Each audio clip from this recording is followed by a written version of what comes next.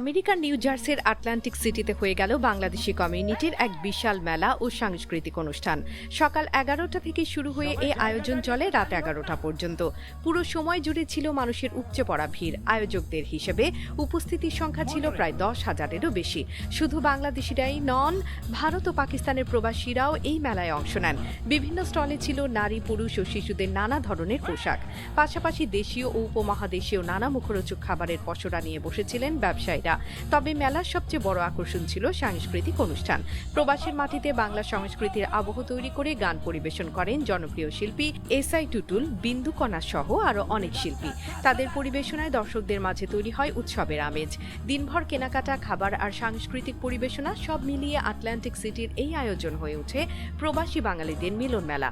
ব্যস্ত প্রবাসী জীবনের মাঝেও এমন আয়োজন শুধু বিনোদন নয়, বরং নতুন প্রজন্মের কাছে বাংলা সংস্কৃতি, ঐতিহ্য ও শিকড়কে তুলে ধরার একটি গুরুত্বপূর্ণ মাধ্যম।